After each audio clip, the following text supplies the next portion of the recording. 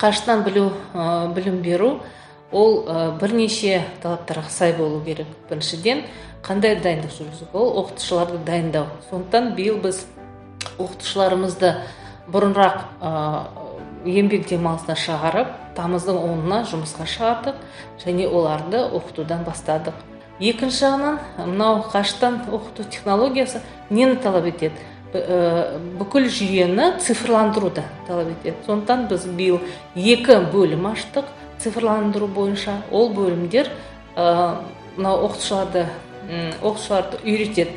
Қалай өз лекцияларын жазуды, қалай контентті мынау универ жүйесіне енгізу туралы. Сондықтан оған орай біз университет 200-ге жуық жаңа компьютерлер алдық, бірнеше планшеттер алдық, бір робототехника орталығын алдық. Үшінші, мынау білім, қашықтан білім, ол кітапхананың жұмысын талап етеді. Кітапханада біз биыл 20 миллионнан астам қаржыға виртуалды кітапхана сатып алдық. Оның ішіндегі барлық кітаптар виртуалды түрде оларды өз компьютерына жүктеп алуға болады. Содан кейін біздің сайтымызда сол кітапхана қалай жұмыс жасайды, басқа электрондық кітапханалармен қалай байланыс жасауға болады деген мәлімет береді және оларға кәдімгідей студенттерге бәріне оны жеткізуге ұмтылады. Биыл біз 300-ге жуық гранттар алдық, мемлекеттік гранттар.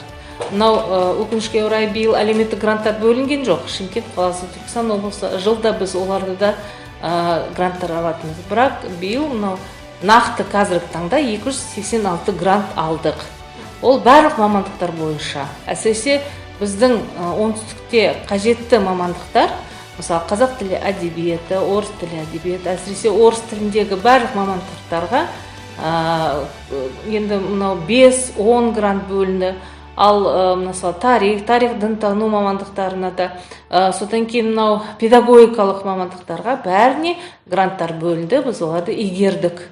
Біздің университет 47 жоғары оқу орындарымен білім келісім шарты бар. Ол әрине 2 мәселеге байланысты. Ол білімде де, ғылымда да, тәрбие жұмыстар бойынша біз олармен тығыз байланыстамыз. Ал әрине жылда біздің студенттеріміз мобильдік академия ұтқырлық деп аталады. Академия ұтқырлық бойынша бізде Польшаға, Венгрияға, Литваға, Ресейге, Эстонияға барып келді. Биылда біздің 20-ға жуық студенттеріміз Польшада, індет басталына жатыр, Польшада академия ұтқырлық бойынша оқу білім алды, олар қайтарылды. Қазіргі таңда ол барлығы әрине болмайды. Қазір басқа елдерге әсіресе шекаралар жабық. Бірақ болашақта біз жоспарлап жатырмыз. Әрине оған өтініштер түсіп жатыр біздің студенттермен басқа жерге оқуға баруға.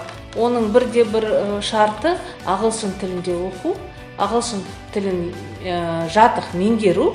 Әрине, онда студенттер бізде өте көп. Студенттерге арналған 20-дан астам үйірмелер бар. Ол үйірмелер барлығы біздің бірінші жатақханада, бәр жерде біз мақтана айта аламыз. 3 жұлдыздық мейрамхана дәрежесінде жасалған бізде студенттер үйі бар. Студенттер үйінде 12 қабатта біздің студенттер орналасқан, ал 2-ші қабатта бүкіл үйірмелер. Ол жерде қолөнер үйірмесі бар. Ол жерде гобелен тоқу үйірмесі бар. Ол жерде вокал үйірмесі бар. Ол жерде көптеген, жаңа айттым, 20-дан астам. Олар карантин уақытында виртуалды, онлайн сабақтар жүргізді. Қазір кезден бастап біз қайтадан ол жұмысты жалғастырамыз. Өйткені бұл студент үйінде біз шалғай ауданнан келген студенттеріміз бар. Олар ол жерде интернет жоқтығына, олар өтініш жазып, ол жерге келіп орналасты. Кеше 31 тамыз күні. Оларға біз рұқсат бердік, осы жерден онлайн оқуға. Студенттерді біз университеттің студенті ретінде сезіну керек. университетінің қамқорлығын сезіну керек, университет олар туралы ойлайтынын сезіну керек. Сондықтан университет біз тарапынан ол тәрбие жұмысы ешқашан тоқтамаған. Биыл мынау Абайдың 175 жылдығы, Әл-Фарабидің 1150 жылдығы. Сондықтан осы жылы әсіресе филология факультеті, педагогика гуманитарлық факультеті, тарихшыларымыз әртүрлі іс-шара жүргізіп жатыр. Олар Инстаграм парақшасында, Фейсбук парақшасында шығады, тікелей эфирлер бар. Содан кейін біз мынау тәрбие жұмысында, жаңа айттым ғой, біздің мақсатымыз студенттерді тарту. Әсіресе бірінші курста 1000 адам, представьте, 1000 адам енді түсіп жатыр. Мынандай жағдайда университетке келе алмайды, сондықтан оларды біз тартамыз, оларға арнайы жұмыс жасаймыз олар үшін. Сондықтан мен ойлаймын, бұл тәрбие жұмысында да біз тоқтамаймыз, білім жұмысында әрине тоқтамаймыз. Ең бірінші мақсатымыз біздің университет ашық университет болу керек. Біздің университет мынау жемқорлықтан таза болу керек. Оған айтып жатқан себебім, өздеріңіз білесіздер, бүкіл республика бойынша бізде жемқорлықпен қарсы күрес жүргізіп жатыр. Ол барлық жаңағы салаға қатысты, әсіресе білім саласына. Биыл мынау студенттер лигасы арнайы тәуелсіз рейтинг жүргізген.